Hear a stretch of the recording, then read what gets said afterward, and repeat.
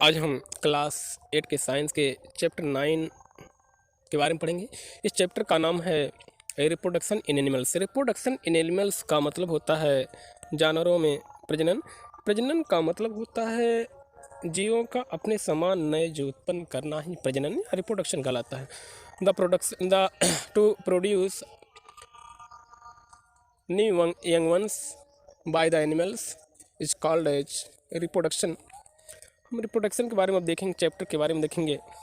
Do you recall the processes of digestion, circulation and respiration which you have studied in your previous classes? क्या आपने जो पिछली कक्षाओं में डाइजेशन मीन्स पाचन, सर्कुलेशन परिसंचरण एंड रेस्पिरेशन और श्वसन की प्रक्रियाओं के बारे में जो पिछली कक्षाओं में आपने पढ़ा है, आपको याद है? These processes are essential for the survival of every individual. ये प्रक्रियाएं जो होती हैं these processes, ये प्रक्रियाएं are essential for survival of every individual. ये प्रक्रियाएं जो होती हैं प्रत्येक जंतु के सर्वाइवल का मतलब होता है अस्तित्व, यानी उसके अनुकूलन के लिए, अस्तित्व यानी अस्तित्व के लिए आवश्यक होती हैं। You have learned about the processes of reproduction in plants. You have learned about the processes of reproduction in plants. आपने पौधों में रिप्रोडक्शन के प्रोसेस के बारे में पढ़ लिया है। जैसे कि क्लास 7th में आप लोगों ने पढ़ा होगा, क्लास 7th में रिप्रोडक्शन इन प्लांट्स के चैप्टर को पढ़ा होगा, उसमें है सब। Reproduction is essential for the continuation of species. Reproduction क्या है? Reproduction is essential for continuation of species. Reproduction जो है प्रजनन क्रिया जातियों के, जीवों के लगातार बनाए रखने के लिए, उनका अस्तित्व को बनाए रखने के लिए आवश्यक होता है। Imagine what would you have happened, what you imagine that would have, what would have happened if organism had not reproduced. कल्पना कीजिए, इमेजिन कल्पना कीजिए, what would have happened if organism had no reproduced, कि अगर जंतु पैदा नहीं होंगे तो क्या होगा। You will realize that reproduction is very important as it ensures the continuation of similar kinds of individual generation after generation. You will realize, आपको अनुमान लग गया होगा, आपने अनुभव कर लिया होगा, महसूस कर लिया होगा या करेंगे आप कि reproduction is very important as it ensures the continuation of similar kinds of individual generation after generation. कि रिप्रोडक्शन बहुत महत्वपूर्ण है, बहुत महत्वपूर्ण ऐसे है क्योंकि यह सुनिश्चित करता, इट इंश्योर्स, यह सुनिश्चित करता है the continuation of similar kinds of individual, समान प्रकार के जंतुओं के लगातार को, निरंतरता को बनाए रखने के लिए, जनरेशन आफ्टर जनरेशन, एक पीढ़ी दर पीढ़ी, पीढ़ी के बाद पीढ़ी को बनाए रखने के लिए क्या है, बहुत ही महत्वपूर्ण है। You have already learned in your previous class about reproduction in plants. आपने पहले ही पिछली कक्षा में पौधों में रिप्रोडक्शन के बारे में पढ़ लिया है। जैसे कि क्लास 7th में प्लांट रिप्रोडक्शन के बारे में आप पढ़ चुके हैं। In this chapter we shall learn how reproduction takes place in animals. इस चैप्टर में हम क्या पढ़ेंगे, इस चैप्टर का हमारे पर्पज क्या है, इसमें हम देखेंगे रिप्रोडक्शन जो होता है एनिमल्स में कैसे होता है, इसके बारे में हम रीड करेंगे। अब देखते हैं रिप्रोडक्शन के टाइप्स क्या हैं, मोड्स ऑफ रिप्रोडक्शन। रिप्रोडक्शन की प्रक्रिया क्या है, किस प्रकार से होता है, कितने प्रकार के होते हैं। मोड्स ऑफ रिप्रोडक्शन यानी रिप्रोडक्शन के प्रकार या जनन के प्रकार हैं। Have you seen young ones of different animals? क्या आपने अलग अलग जानवरों के छोटे बच्चों को देखा है? Try to name some of the young ones by completing table 9.1 shown in examples at serial number 1 to 5 कि देख रहे हैं कि हाँ कुछ यंग वंस के नाम दिए गए हैं टेबल 9.1 में। इनको हम उनके नाम देने की कोशिश करेंगे, उनके नेम देंगे। क्या कहते हैं, सबसे पहले हम देखेंगे क्या होता है। ह्यूमन के यंग वंस को हम बेबी कहते हैं, जैसा कि हम कैट के यंग वंस को हम किटन कहते हैं, डॉग के यंग वंस को हम पप्पी कहते हैं, बटरफ्लाई के यंग वंस को हम कैटरपिलर कहते हैं, हेन के यंग वंस को हम चिक कहते हैं। लेकिन काऊ के यंग वंस को हम क्या कहते हैं, इसको हम कहते हैं कॉफ कहते हैं, और फ्रॉग के यंग वंस को हम टैडपोल कहते हैं। जैसा कि हम फ्रॉग के यंग वंस को हम टैडपोल कहते हैं और यहाँ कैट के किटन कहते हैं, डॉग को पप्पी कहते हैं इसके यंग वंस को। फिर इसके बाद देखते हैं हम नीचे, you must have seen the young once of various animals being born. आप देख चुके हैं कि अलग अलग एनिमल्स के जो होते हैं, अलग अलग जानवरों के, विभिन्न जानवरों के छोटे बच्चे जन्म लेते हैं। Can you tell how chicks and caterpillars are born? क्या आप बता सकते हैं? चिक्स मीन चिक्स का मतलब होता है मुर्गी का बच्चा, यंग वंस ऑफ हेन, एंड कैटरपिलर मीन्स होता है बटरफ्लाई का यंग वंस होता है। इसको हम एक कैसे पैदा होते हैं? How are kittens and puppies born? बिल्ली के बच्चे और पप्पीज मीन्स होता है जिसे हम the young once of dog, पिल्ला जिसे हम कहते हैं, ये कैसे जन्म लेते हैं?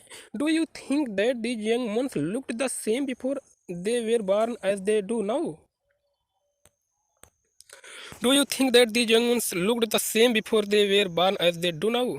क्या आप ऐसे डू यू थिंक, क्या आप सोचते हैं that these young ones looked the same before they were born, कि एक जन्म लेने के पहले ही एक जैसे दिखते हैं? आई दे डू नाउ, जैसा कि अब दिखते हैं। लेट अस फाइंड आउट, हम देखते हैं। अब हम टेबल में हम देख चुके हैं। Just in plants there are two modes by which animal reproduce. पौधों की तरह, जस्ट एज इन प्लांट्स, पौधों की तरह there are two modes by which animal reproduce. दो तरीके होते हैं जिसके द्वारा एनिमल में रिप्रोडक्शन होता है। These are sexual reproduction and asexual reproduction. Sexual reproduction को हम कहते हैं लैंगिक जनन, एसेक्सुअल रिप्रोडक्शन को हम कहते हैं अलैंगिक जनन। अब सबसे पहले हम देखेंगे सेक्सुअल रिप्रोडक्शन के बारे में। एक बहुत बड़ा टॉपिक है सेक्सुअल रिप्रोडक्शन, जो कि सबसे, अगर देखा जाए, सभी हायर प्लांट्स हों या हायर एनिमल्स हों, हायर कैटेगरी के जो उच्च श्रेणी के हों, विकसित जीव जंतु हैं, सब में सेक्सुअल रिप्रोडक्शन ही होता है। Try to recall reproduction in plants which you studied in class 7। Try to recall reproduction in plants which you studied in class 7। आप क्लास 7 में जो प्लांट में रिप्रोडक्शन पढ़े हैं उनके बारे में सोचिए, उनको याद करिए। You will remember that plants that reproduce sexually have male and female reproductive parts। आपको याद होगा कि वे प्लांट्स जो सेक्सुअली रिप्रोडक्शन, जिनमें सेक्सुअल रिप्रोडक्शन होता है, उनमें मेल और फीमेल सेक्सुअल आर्गन होते हैं, सेक्सुअल पार्ट होते हैं, रिप्रोडक्टिव पार्ट होते हैं। Can you name these parts? क्या आप इन पार्ट्स के नाम के बारे में जानते हैं? जैसे कि आप जानते हैं कि प्लांट्स में मेल रिप्रोडक्टिव आर्गन से जो होता है, जिसको हम एंथर कहते हैं, एंथर एंड्रोएशियम कहते हैं, और फीमेल में जो होता है इसको हम गाइनोसियम कहते हैं या स्टिग्मा कहते हैं। उसी तरह से हम एनिमल्स में भी देखेंगे, अलग अलग होते हैं। Animals also mails and females have different reproductive parts और ऑर्गन्स। इसी प्रकार से एनिमल में भी मेल और फीमेल जो होते हैं उनमें डिफरेंट प्रकार के रिप्रोडक्टिव ऑर्गन्स पाए जाते हैं, अलग अलग रिप्रोडक्टिव पार्ट पाए जाते हैं। Like plant the reproductive parts in animal also produce gametes that fuse to form zygote. जैसा आप प्लांट के बारे में पढ़ चुके हैं कि डिफरेंट टाइप के रिप्रोडक्टिव पार्ट्स जो होते हैं वो गैमीट का प्रोडक्शन करते हैं, जो फ्यूज होकर आपस में एक जाइगोट का फॉर्मेशन करते हैं। जाइगोट जिसको हम युग्मनज कहते हैं, गैमीट को हम युग्मक कहते हैं। एक जब डिफरेंट मेल और फीमेल गैमीट आपस में फ्यूज होते हैं तो वो क्या करते हैं, जाइगोट का फॉर्मेशन करते हैं। उसी तरह से प्लांट की तरह से एनिमल में भी होता है। It is the zygote which develops into A new individual. यह जाइगोट ही है जो कि नए जीव के रूप में विकसित होता है, डेवलप होता है। This type of reproduction beginning from the fusion of male and female gamete is called sexual reproduction. This type, इस प्रकार का रिप्रोडक्शन जो मेल और फीमेल गैमीट के फ्यूजन से स्टार्ट होता है उसे हम कहते हैं सेक्सुअल रिप्रोडक्शन। यानी सेक्सुअल रिप्रोडक्शन क्या है? लैंगिक जनन। कि लैंगिक जनन, सेक्सुअल रिप्रोडक्शन का वह मोड है, वह प्रकार है जिसमें मेल और फीमेल गैमीट आपस में फ्यूज होकर जाइगोट का फॉर्मेशन करते हैं, उसे हम क्या कहते हैं? Sexual reproduction. Let us find out the reproductive parts in humans and study the process of reproduction in them. चलिए हम देखते हैं कि ह्यूमन्स के केस में, मनुष्य के केस में डिफरेंट रिप्रोडक्टिव पार्ट्स और उनके प्रोसेस के बारे में हम देखते हैं। अब सबसे पहले हम देखेंगे मेल रिप्रोडक्टिव ऑर्गन्स होते हैं क्या। मेल रिप्रोडक्टिव ऑर्गन्स क्या है इसके बारे में हम देखेंगे। The male reproductive organs include A pair of testis. The male reproductive organs include A pair of testis, singular, इसका सिंगुलर टेस्टिस होता है, 2 sperm ducts and A penis. Male reproductive organ जो होता है इसमें क्या होता है, 1 पेयर ऑफ टेस्टिस होते हैं, 2 स्पर्म डक्ट्स होते हैं और 1 पेनिस होता है। ये तीनों कॉम्प्लिकेटेड फॉर्म में ऑर्गन्स मिलकर एक मेल रिप्रोडक्टिव ऑर्गन्स का फॉर्मेशन करते हैं, इस सिस्टम बनाते हैं। This testis produce the male gametes called sperm. ये जो दो वन पेयर ऑफ टेस्टिस होता है, इसका फंक्शन क्या है? ये मेल गैमीट का प्रोडक्शन करते हैं। इन मेल गैमीट को हम स्पर्म कहते हैं। स्पर्म को हिंदी में हम कहते हैं शुक्राणु कहते हैं। Millions of sperm are produce by the testis. इन टेस्टिस के द्वारा मिलियंस यानी करोड़ों की संख्या में, कई करोड़ों की संख्या में ये स्पर्म का प्रोडक्शन होता है, स्पर्म बनते हैं। जैसा कि आप यहाँ फिगर में स्पर्म को देख पा रहे हैं, ये फिगर में है एक स्पर्म, ह्यूमन स्पर्म का ही फिगर है। Look at figure 9.2 which shows the picture of sperm. दो यहाँ फिगर 9 में आप जैसा देख रहे हैं कि स्पर्म का ही पिक्चर है। दो sperms are very small inside, these each has a head, middle piece and tail. यदि जबकि स्पर्म बहुत छोटे होते हैं, माइन्यूट होते हैं, वेरी माइन्यूट होते हैं, जो माइक्रोस्कोपिक होते हैं, इनको नेकेड आइज हम अनएडेड आइज से नहीं देख सकते। फिर भी इनमें क्या होता है, 3 पोर्शन होते हैं। इसमें हेड होता है और यहाँ पर क्या होता है, यहाँ पर मिडिल पीस होता है और टेल होती है। यहाँ पर जैसा हम देख पा रहे हैं कि स्पर्म के 3 पार्ट हैं, जबकि माइन्यूट होता है, बहुत वेरी माइन्यूट होता है, फिर भी इसमें 3 पार्ट्स पाए जाते हैं। अब does it appear to be a single cell. क्या है कि सिंगल सेल की तरह अपीयर दिखता है? इंडीड, वास्तव में प्रत्येक जो स्पर्म होता, इंडीड इज स्पर्म ये single cell with the all usual cell components. वास्तव में जो स्पर्म होता है ये सिंगल सेल है, जिसमें कि सभी सेल कंपोनेंट प्रेजेंट होते हैं। प्रायः सभी सेल कंपोनेंट, जैसे हमने cell components mean cell organelles के बारे में पिछले चैप्टर में पढ़ा है। सेल ऑर्गेनेल्स में सेल वॉल होती है, न्यूक्लियस होता है, न्यूक्लियोप्लाज्म होता है, सब कुछ प्रोटोप्लाज्म होता है, माइटोकॉन्ड्रिया, सारे के सारे सिस्टम सेल ऑर्गेनेल्स इसमें भी प्रेजेंट होते हैं। एक स्पर्म में, ह्यूमन स्पर्म में भी प्रेजेंट होते हैं। इस प्रकार से यह सिंगल सेल है। इसके बाद हम देखते हैं, यहाँ देख रहे हैं हम कि रिप्रोडक्टिव ऑर्गन्स के बारे में हम देख रहे हैं। मेल रिप्रोडक्टिव ऑर्गन्स देख रहे हैं हम, यहाँ पर देख रहे हैं स्पर्म डक्ट है। यहाँ सबसे पहले ए पार्ट हम देखते हैं। ए पार्ट क्या है? यूरिनरी ब्लैडर है और यहाँ स्पर्म डक्ट है। यहाँ हम देख पा रहे हैं टेस्टिस है। टेस्टिस का काम है, फंक्शन इसका क्या है? Production of sperm. और स्पर्म प्रोड्यूस होते हैं तो स्पर्म को वहाँ से, यहाँ स्पर्म डक्ट के द्वारा यहाँ ले जाया जाता है। स्पर्म से यहाँ जो देख रहे हैं स्पर्म सैक में यहाँ ले जाया जाता है। स्पर्म सैक में यहाँ कलेक्ट होता है, जहाँ से यह पेनिस के थ्रू ये बाहर आता है। और इस प्रकार से अलग अलग हैं। और यहाँ इसके बाद हम देखते हैं फिर what purpose does the tail in sperm sir.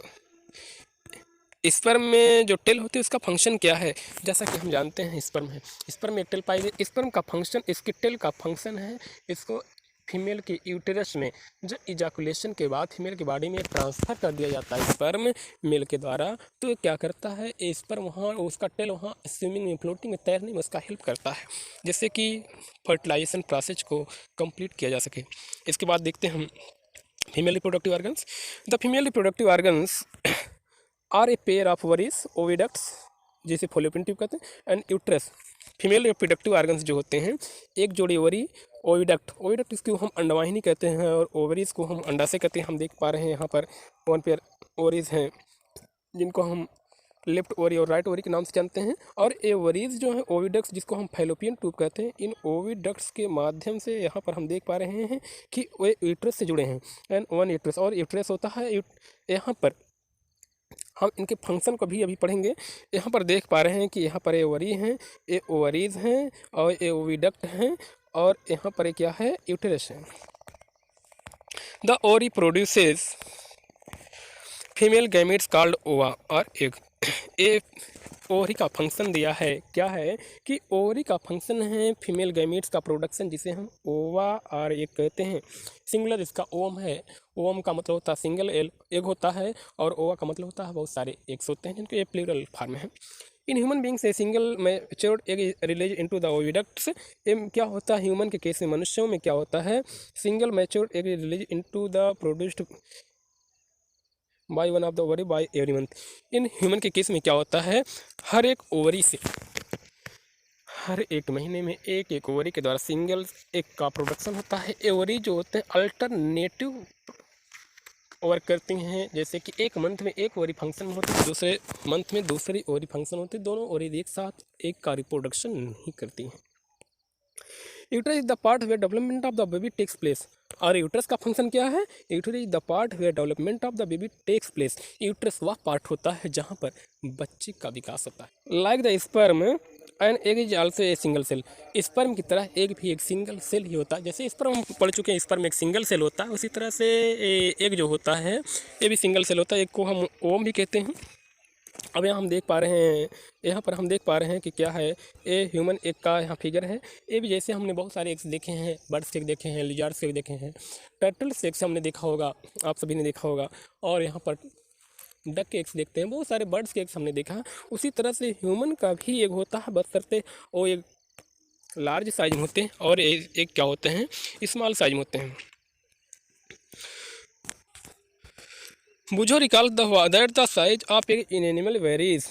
The egg may be very small as in humans, much larger as in hens. Ostrich egg is the largest.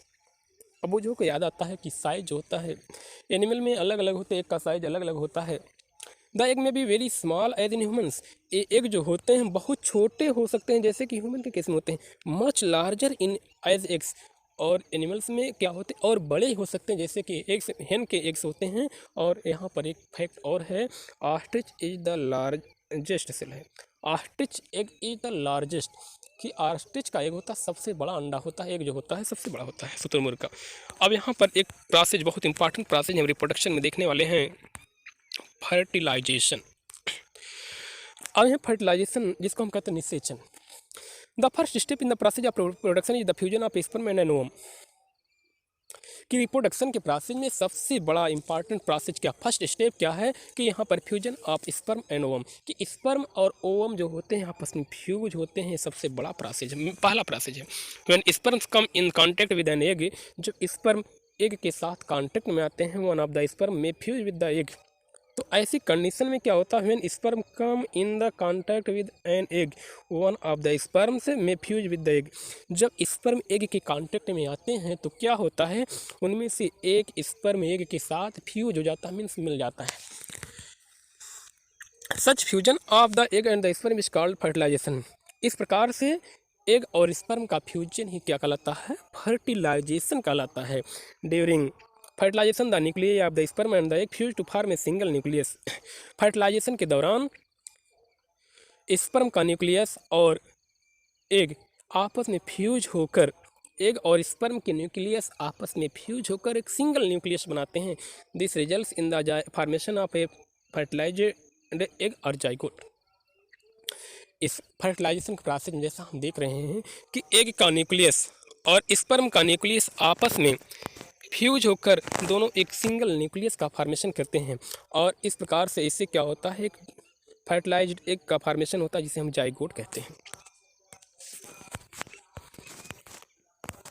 Did you know the zygote is the beginning of a new individual. Did you know, क्या आप जानते हैं, zygote is the beginning of new individual. Zygote ही क्या है, नए individual के बनने की शुरुआत है।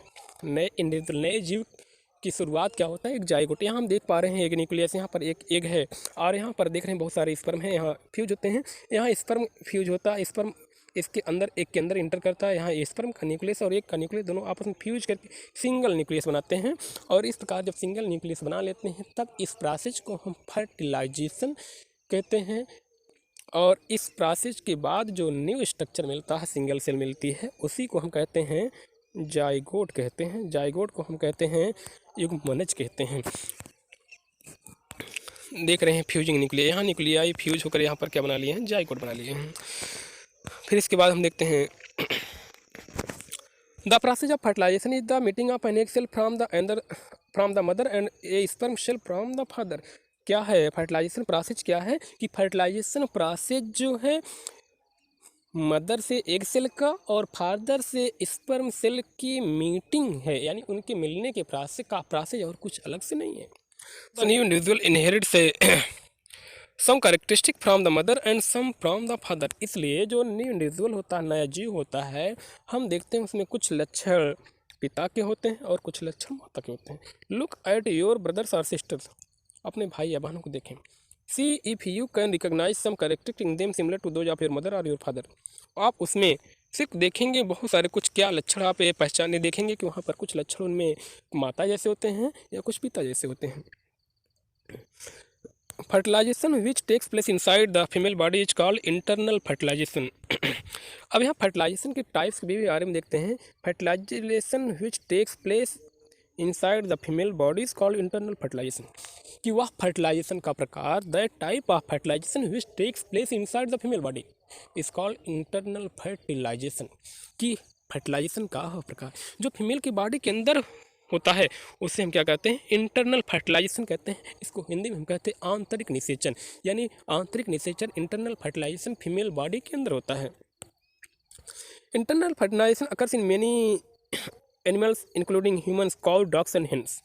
इंटरनल फर्टिलाइजेशन जो होता है बहुत सारे एनिमल्स में होता है, जैसे कि मनुष्य, गाय, कुत्ते और मुर्गियों, इन सब में होता है। कि हम जैसा जानते हैं इंटरनल फर्टिलाइजेशन जो होता है, ये सभी जितने भी एनिमल्स टेरेस्ट्रियल है, मीन्स लैंड लिविंग हैं, आउट ऑफ द वाटर होते हैं, सब में फर्टिलाइजेशन इंटरनल ही होता है। बट जो एनिमल्स से इनसाइड द वाटर होते हैं, रिप्रोडक्शन उनमें वाटर में होता है, उनमें एक्सटर्नल फर्टिलाइजेशन होता है। फिर इसके बाद देखेंगे